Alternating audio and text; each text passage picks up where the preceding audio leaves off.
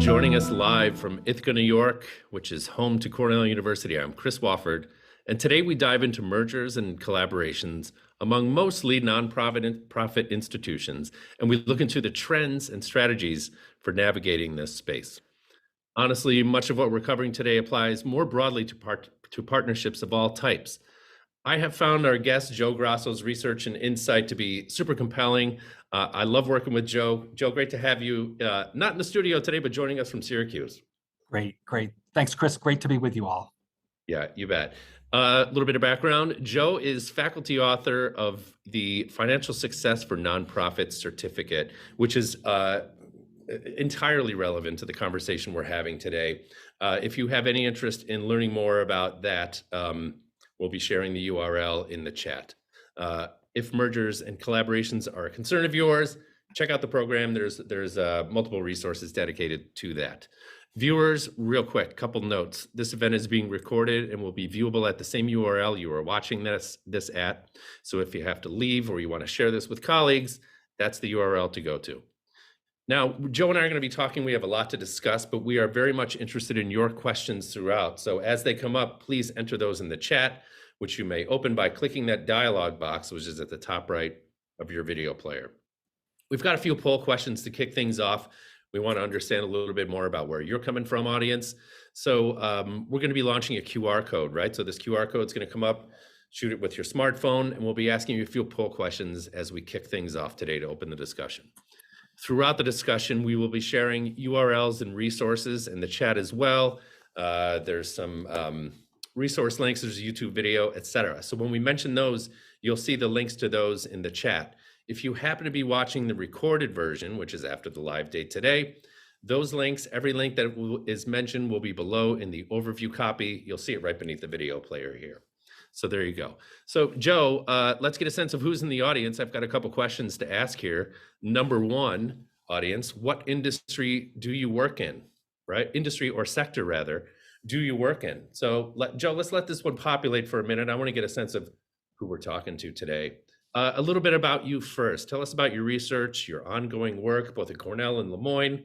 Give us a little background on who you are and what you're into. Great, Chris. Well, thanks. And I appreciate everyone spending time with us this afternoon. So my experience is really diverse in that I started out working with General Electric for a number of years on their financial management program, then went to the state of New York for 10 years doing a lot of debt financing in the division of budget, and then spending the last 30 years in higher education. But my experience, Chris and folks, has really spanned the nonprofit sector in terms of consulting or being on the boards of environmental organizations, cultural organizations, social service agencies, food banks, religious organizations, both at the national and international levels, including some work with groups in India. So I'm hoping to draw on all of that experience and really to provide a broad set of references. Perfect. Here's who's in the audience based on what I'm seeing in the word cloud. Nonprofit overwhelmingly, education number two. No big surprise there. Then we've got conservation nonprofit, various sectors of the nonprofit, or various industries within the nonprofit sector, environmental work, banking, media, hospitality, and so on. So at the same time, Joe, a broad swath, right, of the professional public is out there today. So good to know, because we're going to be talking about multiple areas here. Let's go to question number two, Marcus, if we could. This question is about the intensity of competition within your industry. So we see that here that we have varying degrees, 1 through 5, of intensity within the industry. Joe, can you tell me a little bit about why we're asking this question? Yeah, well, competition is increasing in all of our sectors. And I think that's one of the reasons why we focus on mergers, partnerships, and collaborations. And even for those of you who are in the private sector now, so many of you have created foundations for your corporations as part of your CSR, your corporate and social responsibility work. So finding out how you might be making grants to organizations, but you may also want to partner with them in a true joint venture or collaboration. So Chris, that's some of the some of the perspective I have on that. Very good. Well, here's the results, Joe. So we're sitting at number one is non-competitive, 0% non-competitive. Number two, 11%. We have 3 quite competitive, or kind of middle of the road. 33% of our audience says yes. and 33% are at highly competitive, 22% at 4. So, you know, we're at the higher end of competitive organizations here, which is good to know. Good. Yeah, there you go. So maybe no surprise there. As you suggested, most industries are tending to be highly competitive at this point, given everything that's been going on in the last few years, for sure. Okay, question number 3 in our poll, audience, last one of the set. Has your organization considered or engaged in any major partnership, collaboration, or merger? The answers are yes, no, or unsure. So we'll see how that one shakes out. We'll let that one populate. Great. Joe, you know, our mergers, collaborations, acquisitions, if you had to speak broadly and historically, what is going on out there? Is this more of a tendency for this to be happening these days? Oh, yes. I think the level and pace of mergers across the nonprofit sector have really escalated. So in this past decade, I think it's one of the key questions. Chris, just as people are populating, though, Yeah. I would like to say that I was reading the Chronicle of Higher Education, which is our journal for our sector, and they did a poll of presidents across the U.S. and they said, "What's your most important topic on which you feel you need to be trained or educated?" 65% of them said knowing how to do mergers, partnerships, and collaborations. So the timing of your question and this session is great. Well, the response shows us that yes, overwhelmingly, 80% of the audience. We have 25 people answering that. Pretty solid data set, right? So Okay. people are their organizations are engaged in collaborations or mergers or otherwise. So, Joe, let's talk about what types of partnerships we're talking about here. Size of organization, type of industry. You know, we could be talking about hospitals, social service agencies, environmental organizations. Colleges are a point of focus here. Tell us a little bit about what we're talking about with these Great. partnerships. Well, you know, as we talk about the structuring of these partnerships and the types of partnerships, it, when we talk about this in a broad way, Chris and folks, there's a spectrum from doing a collaborative fundraising event or a collaborative public-private partnership that is kind of a light touch to having a joint venture where you both pay in money to have something happen, to a serious collaboration, to an outright acquisition. So as we think of this in the nonprofit world, there's a spectrum of collaboration, if we can call it that. You know, one of the examples I want to give is that I live in the Finger Lakes, and there's 11 Finger Lakes in upstate New York, and each of them has what's called a lake association. And I'm on the board of one of them in Skaneateles, New York. And when you think of the power of collaboration, if all of these 11 lakes that are faced with environmental challenges, harmful algal blooms, milfoil, zebra mussels, all 11 lakes are facing pretty much similar sorts of situations. If these organizations got together, to lobby, and if they presented a united front to our state capital, Albany, or to Washington, D.C. and our federal Congress people, the impact that they could have in terms of public funding would be amazing. Second of all, the types of research that they're each doing individual research projects that are not always coordinated. Again, having a common research focus. And third, Chris, I look at things like back office operations where all of these organizations have an executive director. Maybe they're paid $70,000, $100,000. They have staff, accounting needs, HR. There's efficiencies to be had there. So this is where I find collaboration and unification so important. I have some other examples, but I can give another two. But Yeah, well, I'd like you to actually. You know, in our pre-show conversations, you had talked about what's going on in healthcare, which I find actually particularly compelling. So tell us a little bit about what's going on in that space. great. And I think if there's people in the healthcare sector who are on this podcast, you'll know what I'm talking about. But in Syracuse alone, I'm still looking at the local scene. There were 6 hospitals in Syracuse, and there were almost 2 now. There was a failed merger that was about to happen. But hospitals are looking at the Affordable Care Act and the burden of regulation, the penalties and fines if you don't comply with certain things, having to have electronic medical data and having sophisticated systems, Chris. all of these types of things say that hospitals need to have scale. And the only way many of them can achieve scale is to merge. And whether it's your advertising, your marketing, the services and your bargaining power with private pay providers or with physician groups, all of these things really argue for mergers in the healthcare sector. So that's a key area that has seen a lot of change. Hey, for a little clarity, real quick. So in regard, you had mentioned the Affordable Care Act being kind of a driver. How does regulation play into this dynamic that you've just described? Yeah, regulation is key. And for those of you who are heading up social service agencies, um, in, in a number of states, states have implemented performance-based budgeting. And they'll say that they'll only provide $3,000 per kid per month to keep them in a shelter.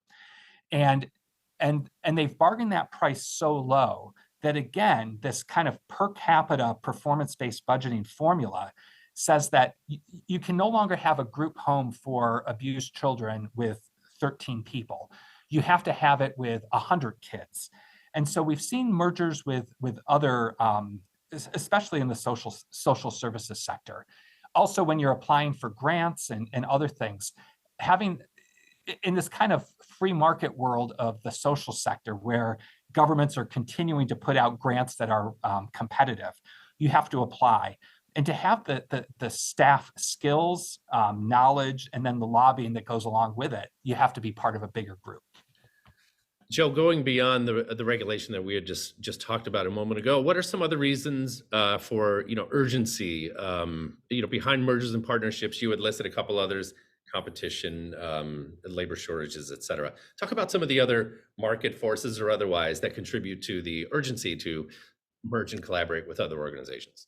Great question, Chris. And I'll take my own sector, the higher education sector. Over the weekend, the Boston Globe did an article about there were 140 colleges in Massachusetts about 5 years ago. There has been a decline. 20 of them have gone out of business or merged in a very short amount of time. The 140 colleges also included the public system. So very few, if I don't think any public institutions in Massachusetts have merged. But the urgency there is really our higher education sector now is being commoditized. And this happens in a lot of other sectors where, I'm going to buy the cheapest banana I can find. All bananas taste alike. So the public now is looking at the cheapest price of education for the most part, unless your kids are going to an Ivy League school and you can afford it. So the commoditization has been a key factor. The other thing is the expectation of parents for discounting. It puts tremendous pressure on colleges. And then rising expectations of if I send my child to a certain college, I expect him or her to have full counseling services, a climbing wall, gourmet dinners. So expectations are rising. And then the other thing is talent management, Chris, as you mentioned, that holding on to good talent in this market it's a crisis. So when I look at talent management and my friends at the ILR school who focus on this, it is a crisis for nonprofits. And so by combining back office operations and shared services, hopefully some colleges, some nonprofits can overcome this kind of labor scarcity. I thought something that was interesting, and I'm going to throw a little bit of a curveball, but you and I were talking, we were looking at New York State colleges and kind of what's at play out there. And just real quickly, there were a couple factors that contributed to either projections for failure or success. It seemed to me, from what I saw and the way my memory recalls it, is that almost across the board, enrollments are down, right? So that sort of points to that oversupply, decreasing demand. What is actually going on there? Are people deciding to forego the college experience altogether? Can you say, like in a short way, Sure. what this really means? Sure, Chris. And again, for those people in the audience today who are from other states, I'd love to hear what your thoughts and experiences are. Yeah. But in New York State, well, I'll take Pennsylvania. Pennsylvania has started to merge its colleges. They've had really cataclysmic drops in enrollment. And what they did is the legislature took the hard choice to say we can no longer afford to keep I forget how many colleges there are, but maybe 30 of them. And of course, there's Penn State. So they started to combine programs to close colleges. Um, it was a really disruptive thing because some of these college towns, the only thing that they may have a church, a synagogue, a mosque, and a college. And the college is the economic driver of that community. So for politicians to vote to eliminate these colleges or reduce them is very difficult. What happens, though, is that there's a real distortion. The failure of states to try to rationalize some of these things, and this could happen with hospitals, with oftentimes the supply is too large and supply has to come out of the system. But economic rational thought doesn't always work with our state legislators. So in New York State, for instance, we have 64 SUNY colleges, and some of them have half the enrollment they had 5 years ago. So you have these kind of marginalized institutions that are competing against private sector institutions like my college. And you can get a degree for $13,000 there, or maybe double at my college. You might have a very different experience, but it's really the commoditization of higher ed and the lack of willingness to make tough decisions on the part of states. Thanks for the clarity on that. I have a question that came in from a viewer, anonymous viewer, who says, my college is trying to create a staff shared services model. Any recommendations on how to be successful and efficient in creating this model? I'm jumping the gun a little bit topically, Joe, but I want to talk about shared services and what that really means. Sure. And that's a great question. And when I was at Cornell for 15 years, I headed up, well, I shouldn't say I headed up, I was part of a team that created shared services within Cornell, which is a very large institution. And now at Lemoyne College, I am working on a shared services consortium with a couple other colleges. I think the key thing, though, in identifying who your partner should be, is the partner ready and has the same shared vision and same sense of urgency to partner as you do? Because what I find is that some colleges are at different points in their journey. Some are culturally ready, their boards are ready, their employees are ready. They know that there's a sense of urgency. At other colleges, and being in the higher education sector, sometimes there's a sense of entitlement that we are owed X, Y, and Z. So some colleges have a cultural mountain to climb in terms of getting their staff, their faculty to accept the fact that they have to change and that there's urgency. So I think making sure that the cultural alignment is right. I also think that it's important and this isn't just about higher education, Chris, but really about for all of the nonprofit and for-profit sectors there. I think if you can take a baby step first, because when you start to make decisions about where to collaborate, what functions, IT, HR, finance, what is the safest political space, and where can you get a good win, an early win that gives confidence to your employees, confidence to your board members that things are going to go well. So I was just in a conversation with a president at another college where we've talked about some collaboration. The first question he asked was about culture, and it was such a refreshing thing because he understood the importance of having some common cultural touchstones. So great question, and we can talk more about that in a bit. Great. So thus far, we've been talking mostly about the benefits or the drivers rather of either shared services, collaboration, mergers, et cetera. Why might an organization be reluctant to collaborate, merge? There's a million roadblocks to this, and I'm sure you've seen them all. Why might an organization be kind of hesitant to go down this road? Well, it's a great question. And, there's two of the books that I recommended that if you're interested. One is Jim Collins's Good to Great, or Why Organizations Fail. And he talks about it's mostly focused on the private sector, but sometimes there's an institutional hubris that we are better than anyone else. We're different. Our mission is different. And I'll take the example of, I'm going to take an international example, Chris. I was a consultant to an organization who operates social services in the Middle East. They're based in the US, but they're anchored to providing social services in the Middle East. And the leader of this organization, who happened to be the founder, said, Joe, I'd like our organization to be at the level of World Vision or CARE, like a major international player where we get major international grants, we attract major international donors. I said, okay, that's great. And I said, one of the things that you might have to do is to partner with those organizations so you can learn what's the secret in the sauce?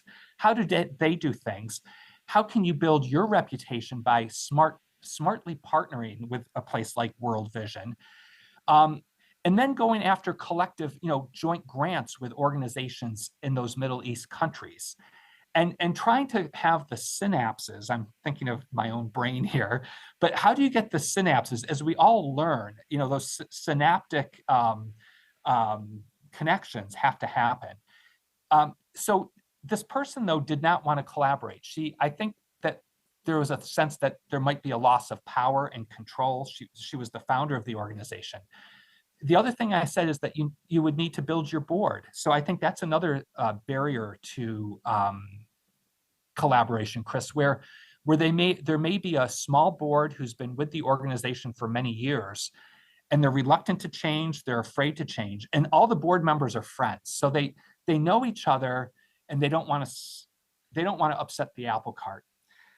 So those are some examples. I also have a few other examples to give from other sectors, but Yeah, tell me about On Point for College. What was the deal there? okay. Well, there's a nonprofit that I was on the board of in Syracuse, a really great nonprofit. And they provide educational services to underprivileged kids so that they can get into college, get through college. They're mentored, provided services, and then they are counseled on how to get jobs. And this other organization came to Syracuse called Say Yes to Education. And maybe some of you have heard of it, but they try to raise endowment money to provide basically scholarships to underprivileged kids. And so there was a suggestion that the nonprofit I was on the board of, not necessarily merge, but collaborate.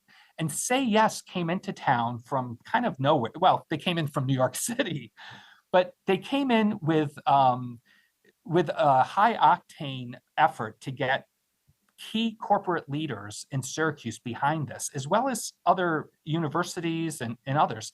So suddenly Say Yes, this newcomer to town, became the hot ticket.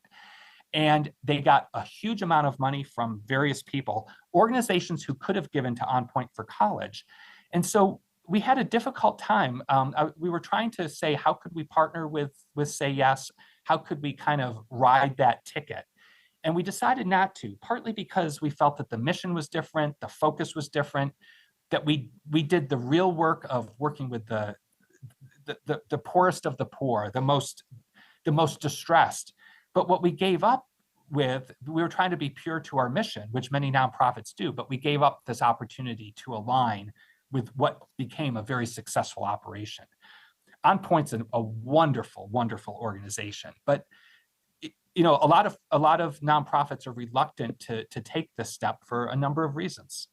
Here's another reason maybe that an organization might be reluctant. Viewer George checks in, says, much research into business mergers suggests value is often destroyed and expected savings rarely materialize. How are these bad outcomes avoided in our sector? Tough question, probably not a simple answer, but what do you got, Joe? Well, I agree. In a lot of for-profit mergers that I've studied, right, we can talk about the Bank of America Merrill Lynch merger that did happen, but the cultures are still different. And Bank of America and Merrill Lynch seem like still two separate companies. So they found a way to merge and maybe have some value there. But you look at some airline mergers that have been failures, or some media mergers. So you're right. I think in the nonprofit sector, the key to avoiding those two failures of not getting value, et cetera, is really to do your due diligence, Chris. And this is a process that has to be rigorous. And a lot of times, whether we're in the nonprofit sector or the for-profit sector, we have this golden apple that we have in front of us that, gee, if we just merged, we could lower our costs, we wouldn't have to invest as much, life would be easier. Well, my feeling, and for the person who talked about mergers in higher education, you have to be willing to invest money in order to make it successful. I think setting those realistic expectations is so important with your board, your executive director, and with your partner. And understanding, having a plan of how to invest, and also to have an exit plan. To the questioner's point, 50% of marriages and 50% of mergers fail. And having that exit plan too, so that if things don't work the way you expected or to a sufficient level, to have an exit plan is important. So when you're creating those bylaws, Chris, or those MOUs, that's important. Good. I have a question from a viewer. This is a good one. Have you seen for-profits partnering with nonprofits, either in a shared service model or how common is that? Well, it's getting more common, and it is, I think all of our questioners have had A-plus questions. Yeah. I'm just teasing, but that's become more common. And I'll give an example of a really great one, Chris, where the Cystic Fibrosis Foundation, which is based in Washington, D.C., cystic fibrosis is where your lungs don't form properly and you can't breathe, you don't grow. And they were led by a really tremendous leader, and he used his knowledge of the pharmaceutical industry to partner with pharmaceutical companies and to get them. He used the endowment of the Cystic Fibrosis Foundation to invest in drug discovery. And he said the most important thing was to discover drugs that attack the genetic problems that cause cystic fibrosis. So he started partnering with them. And what he did is he said, I want to see some of the profits from those drugs go back to the Cystic Fibrosis Foundation. And then they owned the patents too. So when the drugs made it big, and there's companies like Pfizer was part of this, Vertex Pharmaceuticals. Vertex Pharmaceuticals was the early collaborator. And cystic fibrosis got rich off of that. What they did is they continued to invest in other companies. And then finally, they sold the rights to their drugs for over $1 billion to a consortium. Ontario Pension Plan bought the future rights to this drug as part of their pension investment cycle. So that's an example where that's a really high-end example of public-private. But I find for those of you who are leading corporations or part of your CSR function, the foundations that you have, I think this is an area where you can partner in a really good way, and find good public-private partnerships that meet some of your CSR goals, as well your corporate social responsibility goals, as well as the nonprofits goals. That success of the previously described model just sounds too good to be true. Were there any ethical snags or any insider trading, sort of strange business arrangements that may have raised red flags or got anyone in trouble? Well, this is a Harvard Business case study, and I had the president of the Cystic Fibrosis Foundation come speak to my class a number of times. Okay. He paid his employees on in a really good way at cystic fibrosis, and so there were some concerns about pay practices, but it was all about finding a cure for cystic fibrosis. So Sure. So they were it was a nonprofit acting like a very savvy, smart, aggressive for-profit organization. So there were some things, but this person, this is the dedication that some of us have to our roles, right? Whether you're in a nonprofit or for-profit. The leader of cystic fibrosis said, I am not going to retire. When he spoke to my class, he was like 65 years old. And he said, I am not going to retire until the average age of survival has increased above 50 years old for cystic fibrosis patients. He was that dedicated to his mission. And he retired on his 70th birthday. The average age of survival for cystic fibrosis patients, I believe, reached age 50. So it's that type of burning mission. So thanks. Other types. Let me ask you this one. So what types of conditions make a merger, the prospect of a merger, particularly attractive for organizations? When do you know when things are coming together in just the right way, or there's an opportunity that we must take? Well, that's a great question. I think sometimes they're sparked through serendipity when you have a conversation. Two presidents of an organization have a conversation. I think It's almost, your question is almost like falling in love at first sight. I Mhm, think it's very rare that that happens. mhm. Um, but the measures of success, your question's great. The measures of success that you know you're on the right path is when you do your first, as you're building your business case for a partnership, a merger, a joint venture, and you realize that the cultures are aligned, the people are sharing information. Sometimes organizations don't share all the information they're supposed to, right? It's kind of like investor risk. You don't know what you're getting into. So making sure that the people are sharing both the positives and the negatives of their organization. I think if any of you are partnering with an organization and they don't, after you've had a few conversations and they don't declare what the negative aspects are, I would be concerned, because we all have negative aspects. But and then having that first success where someone from outside that circle of collaboration says, oh wow, this new service is great, or this new joint fundraising thing that we did was great. That is the measure of success. And I think it generates excitement and passion for that next step. Hey, can you tell me about the Berkeley College of Music and Boston Conservancy thing? This is really interesting. This is another case. Yeah. Well, Chris, thanks for asking about that. So for those of you who are either music fans or in higher education, the Berkeley College of Music, which teaches jazz and rock, some really famous people have graduated from there. They're in Boston, and they sit alongside another college, the Boston Conservatory, which is a very old, well-established classical music. I love classical music and I love jazz. I wouldn't be admitted to either of those schools, Chris, Hmm. but based on my playing.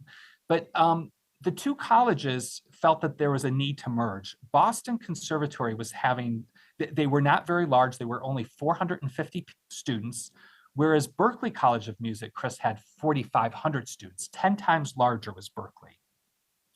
But this video that Chris has in the link for you, and I hope if any of you, whether you're in the for-profit sector or the nonprofit, this video is a great training device on how two leaders sit side by side as equals and talk about the vision of what this new school of music and performing arts would look like. And they talked about it in a very, they had shared vision. They talked about it as equals, not as one being better than the other. And they said that our students, they wanted to set the stage for success in the future. And they said our students of the future are going to define what this merger is all about. And there's like energetic music playing. The two presidents are just, you can see that they have a personal affection and respect for each other. And I think, a number of mergers I've seen have failed because they've either succeeded or failed because the leaders do or do not get along. So I know, Chris, you're dropping that video, that YouTube video into the chat. So that's great. Good. I hope people check that out. Another dynamic at play, and this is something that you and I had discussed previously, is the dynamic of leadership when there is a merger. Let's say one CEO is, let's face it, in the winter of his or her career, and there's an energetic CEO or somebody who's VP level, where it makes sense, where the natural fit feels like it makes sense. Talk about that dynamic too, because that feels like everything, honestly. That's great. Whether you're in a large corporation and you're trying to have two departments get together to work, or if you're in a nonprofit and you're trying to get your two organizations or functions within your organization to work together, IT, HR, et cetera.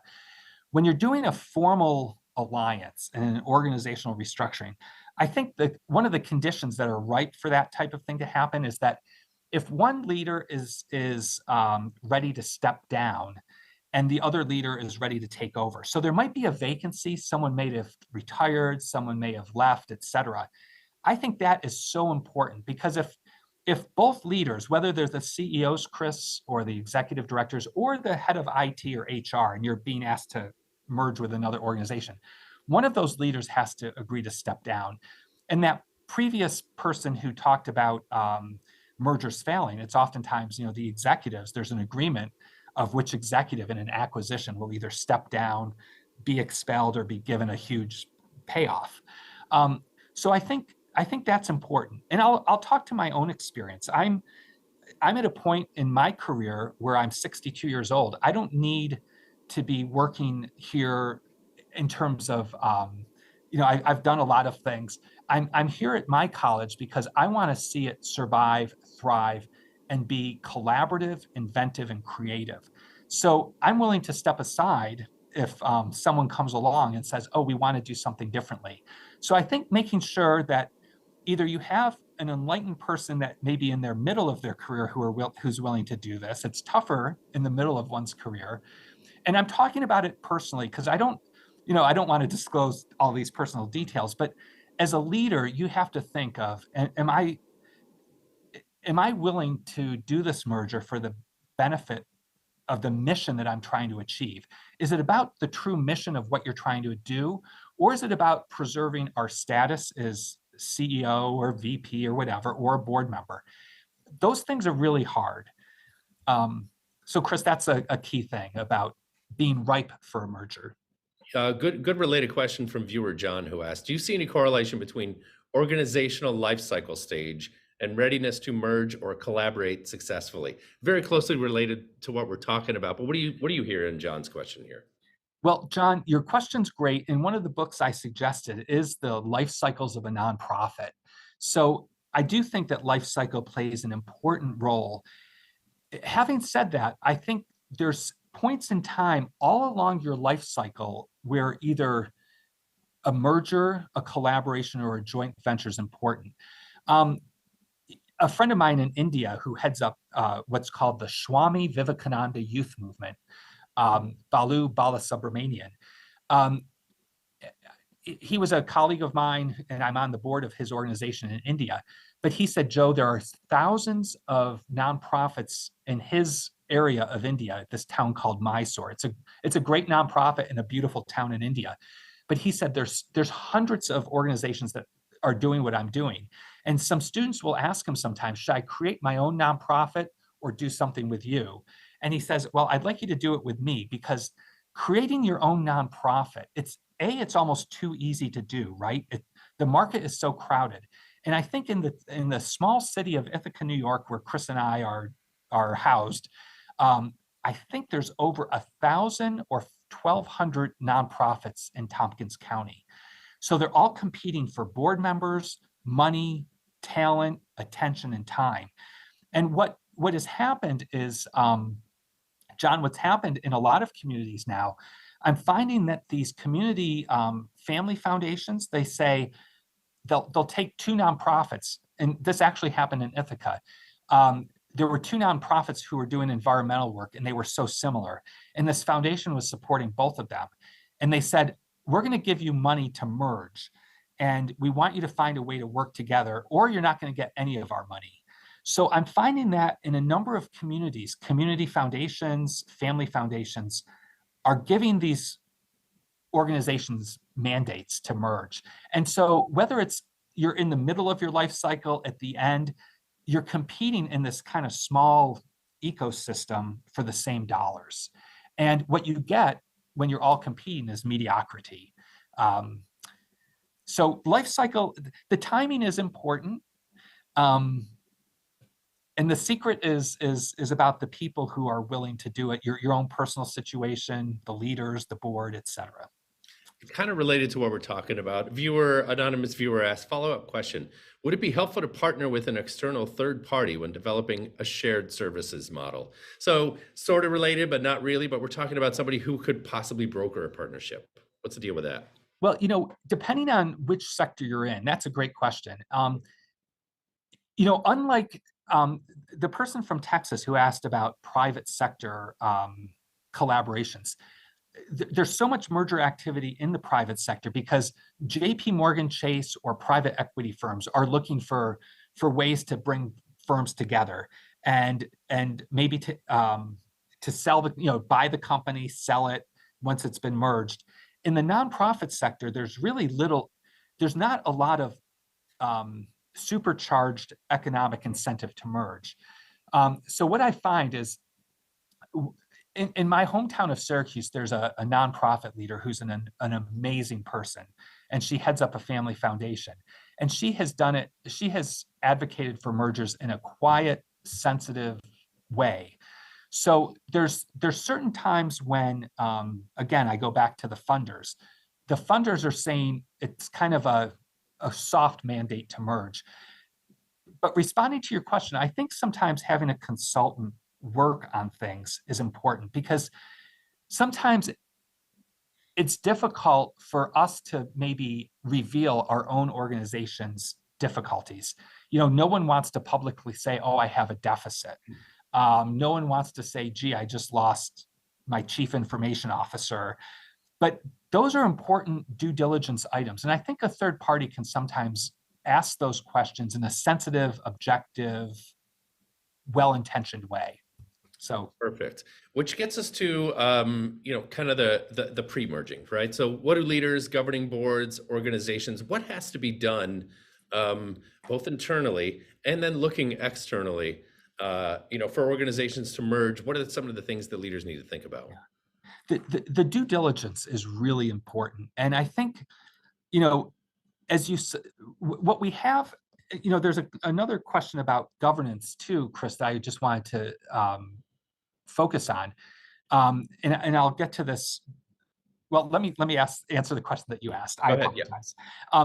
I think, making your list of due diligence items. Why do you want to partner or merge or collaborate with this nonprofit? What are the benefits and what are the disadvantages?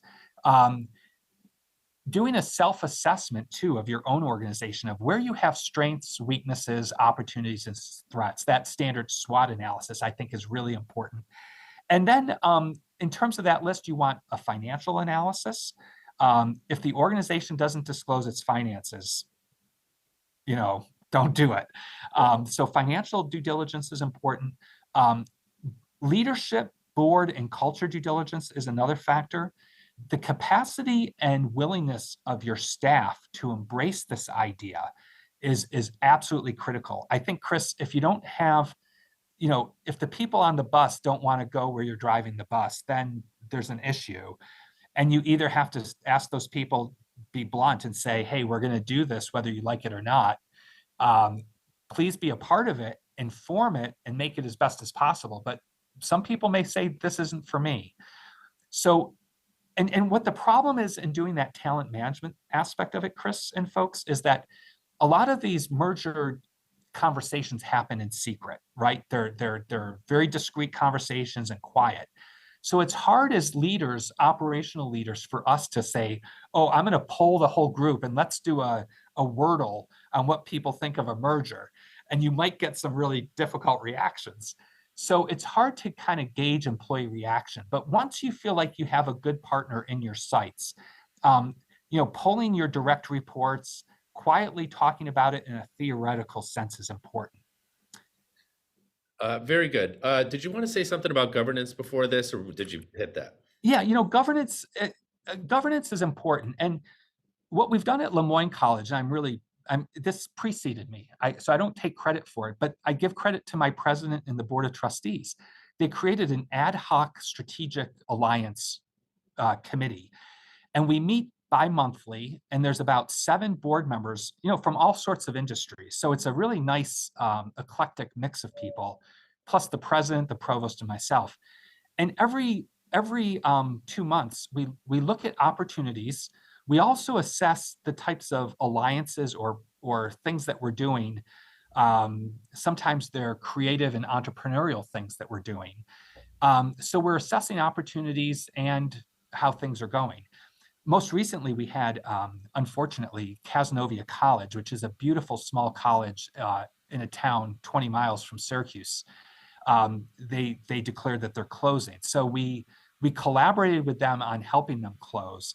And we're going to receive some benefits from that. But those are some of the things, like, do we help them? How do we help them? Why do we help them? How do we disclose it? How do we have conversations with their board about this? Those same conversations are happening about how do we collaborate with other colleges. So having that board structure in place where these conversations are common, they're regular, and they're part of your governance decision-making structure is really a very healthy thing to do. Very good. I have a question from viewer Batseba who asks, instead of stepping down, would distinct leadership roles within the merger be feasible? Are there also examples of this? Um, what I'm getting from that question is, should there be people that kind of handle the various functions that you had just described? Is that something, is that a thing? Oh, it is a thing, Yeah, and it's a great thing. yeah, And in one example I have, I won't provide the institutions, but yeah. there was a merger of IT departments, and one IT leader um, wanted to head up the IT function, the technology, the planning, et cetera. And the other IT leader decided that he would step down, but step into a new corporation that we formed. And so he became the executive director of this corporation. And so that was the way to solve the talent management quandary that many private and nonprofit sectors have. So yes, I think finding a role for everyone where they feel meaningfully engaged, their skills are being used. It's tough to make those matches. It's not perfect, but showing that the existing leaders of this core are working together, they're willing to do different roles, is really, really important. Okay, how about setting terms, documentation, legal stuff that we need to do to make this kind of thing happen? You know, in the notes you mentioned a memorandum of understanding, a term sheet. What other legal kind of things Yeah. do we need to kind of think about as we get into this? Great. For those of you who are doing international work, I think memorandums of understanding, those MOUs are really important. So whenever I've done things internationally, the MOU is seen as like it's the red carpet that is laid out before the merger begins. So that's a really important thing. And I think working in Thailand, India, China, and other places, that MOU has a lot of importance. It's not a signed binding legal document, but it's important on the foreign stage. Domestically, I think some of the documents, forming a separate corporation. So for those of you who are working in the healthcare sector, hospitals have formed so many subsidiaries. So for-profits, hospitals are forming nonprofit subsidiaries. Some nonprofits are forming for-profit subsidiaries. But I think forming a new 501c3 or LLC, they can be combined now in the nonprofit sector. The federal law allows this. It kind of gives a special place for this invention to take place. It kind of isolates, it allows decision making maybe to go quicker than in your regular nonprofit, your home base. Frankly, eCornell did something like this when eCornell was born about 15 to 20 years ago. It was created as a separate for-profit organization using money from Cornell's endowment, but it allowed eCornell to operate in a private sector like mindset. So it was a really brilliant move. And I use that as an example because when I've created these organizations, the 501c3 is important. So it legally isolates you from certain risks from the home organization. You can borrow money or take out loans that don't necessarily always tie to the home organization. You can have a separate governance board that is focused on the intense decisions that have to be made. And you're able to conduct business in a new way and possibly have a different set of pay structures and benefits. So, the one thing, Chris, that I'll say is a suggestion is, as you do a merger, a friend of mine in Seattle led a merger between two very large healthcare systems in Seattle. And she said, Joe, the two most difficult things, there was regulatory stuff. One was culture, because one hospital was a Catholic hospital that helped indigent people. The other hospital was high-end, doing plastic surgeries for the wealthy. I'm kind of exaggerating those examples. So the cultures were different. But the other thing she said was trying to get the wages aligned and the benefits, because they both had very different ways of working. So if you have like a nurse from the Catholic hospital next to the plastic surgery hospital, and they're in the same operating room earning different wages, that's a problem. So when we talk about investing, and I had to do this in a nonprofit we just established for a collective one, we had to increase the wages of people because they were out of balance. So that's another due diligence thing to take under in hand. Joe, I'm thinking about the question that we asked in the beginning, which is your organization engaged in a collaboration, a merger, shared services, et cetera? Is there, have you noticed, or does the data suggest that there's an uptick in shared services post-pandemic? I think so. I think Yeah. we're all facing the crisis of the pandemic labor shortage. Mhm. And what we're finding is that people are leaving their jobs for lifestyle decisions, not for money all the time.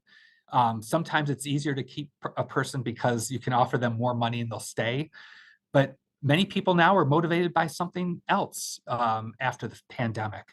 So I think shared services, in my mind, especially in these pressured social sector organizations like healthcare, um, higher education, social services, doing shared services is, I think, I don't want to overemphasize it, but I think it's a critical element of our future success and our ability to function as an organization. So yes. Yeah, there you go. Regarding shared services, so some of the things we think of are the human resources functions, automation related to that or otherwise. Um, Information technology is another obvious one. Something that I thought was totally fascinating when we talked the other day, when you and I spoke the other day, was we were talking about colleges and unique arrangements among colleges where one college has a shortcoming in one particular area of study, another has a strength. That one with the strength is a failing institution. So just tell me a little bit about that. I found that fascinating. Sure, sure.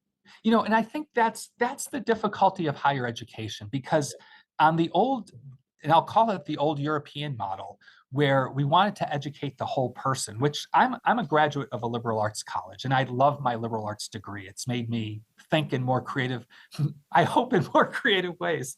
But each college wants to have all the departments that a large university has, which is no longer financially viable unless you have a very large endowment. So I think a lot of colleges and universities have done this on the international stage where one college, I'll pick on New York University. New York University is a large global player, but they wanted to get into Qatar, for instance, and they brought their I believe their business school. I forgive me for folks who are online who know this better, but they wanted to bring their business school to Qatar because they wanted to get into the high value Middle East market. So I think you know, and the sovereign wealth fund of Qatar said we only want one business school. So they went around to each of the large, great world universities and said, Cornell University, our medical school is in Qatar, Doha, right? Um, because we were invited to be there. And so they basically Qatar made the market. And instead of having one great university, they chose elements. It was the Noah's Ark of institutions. And I think as we're looking at what services we're providing, looking at what our strengths are, there's another book I suggested by Jean Ball or Bell, Beall, I believe. And it talks about the financial sustainability of nonprofits and choosing which parts of your organization that you're good at, that you make money at, and that are true to your mission. You want to keep those. If you have something that you taught in the past, like I'll take typing, for instance, right? If you're still teaching typing and no one's taking typing anymore, then you need to get rid of that typing program. Or you need to give it to some other organization. So Chris, I think trying to mix and match your strengths and maybe shed your weaknesses and find out how you can partner through your strengths with other organizations is critical. Perfect. I just want to take a moment. Hats off to the audience, the viewers who have submitted some pretty killer questions. I think they've been right on the money and very relevant to what we've been talking about today. Joe, we're cruising into the end of this, and we haven't talked about failure. You had mentioned that 50% of mergers, like marriages, fail. That seems shockingly high. That seems like a cautionary tale. What can we glean from this? Why do 50% of mergers fail? Well, I'll speak from my own experiences and or experiences I've heard from, well, I've heard from other people. And one of the greatest reasons for failure is the president or the CEO of an organization leaves. So you have a president, two presidents, or CEOs, executive directors who say, oh, we want to collaborate. One might retire, they might pass away, they might be fired. And in numerous collaborations in recent years in the higher education sector, I've seen a number of these collaborations fail or stall because of that. And so the stability of leadership, that's another due diligence thing to do. But, as you know, folks, you can do all the due diligence you want about who's going to stay in your organization or who's going to leave, and you can't plan for it. And if the new leader doesn't have that shared vision, and if the board has not been apprised of the partnership or fully engaged in it, then things collapse. And I think that the failure in nonprofits, other than culture, I think is the number one leading cause of failure. The second leading cause of failure is a leadership change at the top. So those things are hard to, you really can't plan for that. But that's why, as you work with your lawyers or you're developing bylaws for an organization you might have formed, talk about the exit strategy. And there might be all that. You might be opening the bottle of champagne as you meet your partner and say, oh, this is going to be great. But don't be afraid to talk about smart exit strategies, because as good managers, that's what we get paid to do. So.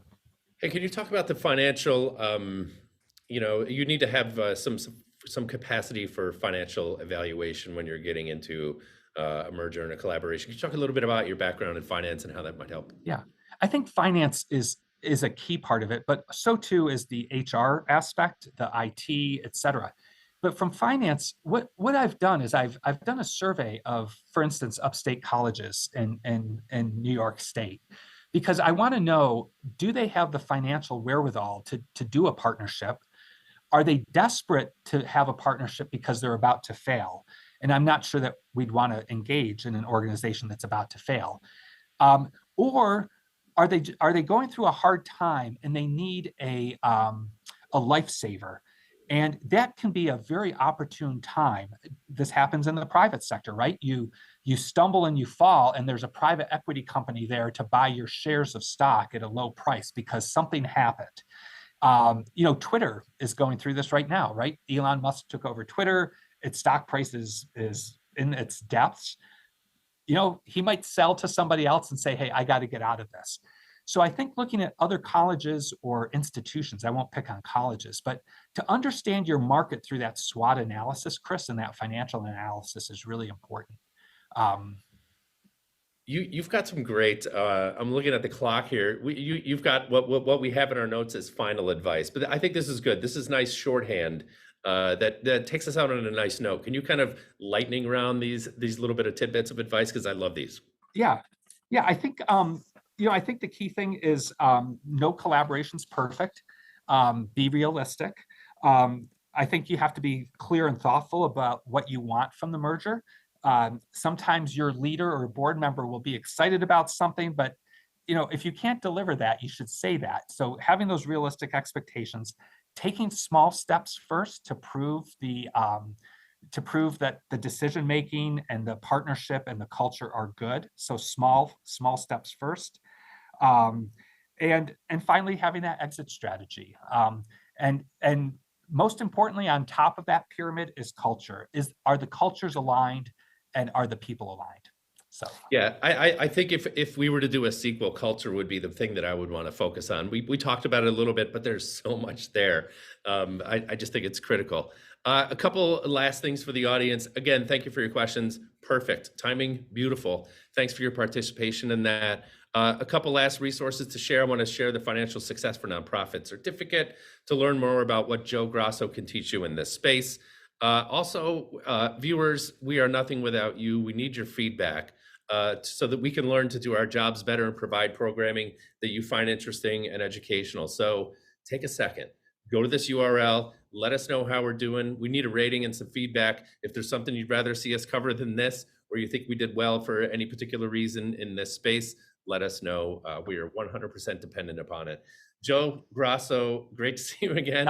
Chris, Always great to jam together. Yeah, and can I, if people do want to email me at my Cornell email, it's just jgrasso, Grasso at cornell.edu, and happy to help out with some merger issues that you might have.